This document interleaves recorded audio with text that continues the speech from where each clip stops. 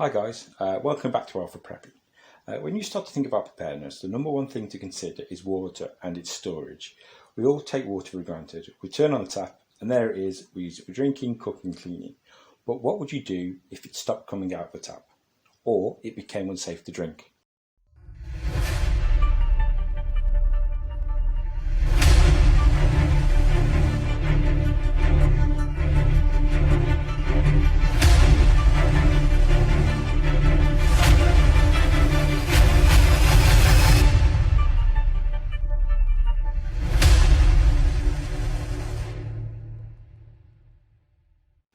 This can happen through natural disasters or something simple as water mains burst to your local city or town.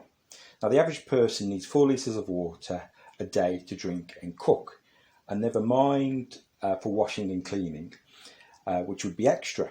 It is surprising actually how much water we consume within a 24-hour period. Now, in front of us here are a few examples of shop brought water and the containers. So in the front, we've got 250ml bottles.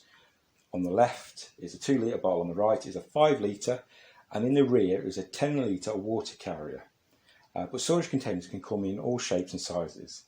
They can be stackable, they can be non-stackable, so you should be able to buy what you need to fit your individual circumstances. So if you're limited on space, you could use what's here, but if space was an issue, you can invest in 208 litre drums, or you could go even bigger to 1,000 litre container. So water storage can be very versatile and fit most situations. Now, the majority of the containers you will be looking at will be plastic. Now, you can use glass, but glass is heavy and glass is very fragile, and so it's very easily broken. So I personally would always go with plastics. Now, plastics are good, like I say, for storing water. It does have its drawbacks though, such as what it can be made of. Within plastics, you can get BPA, which is a bisphenol A, which is an industrial chemical, and it is used to make polycarbonate plastic stronger. But what can happen? This can actually leach into the water over time, especially at high or freezing temperatures. This is because the BPA hasn't been sealed to the plastic properly, and it can break off and go into your water source. Now, research has shown that BPA mimics the estrogen hormone. This can influence body processes such as growth, cell repair, fetal development, energy levels and reproduction. Also, there is also research on the other hand that says BPA does not affect the body. So my advice would be investigate it for yourself, look at the pros and cons of BPA and make a judgment call for you and your family.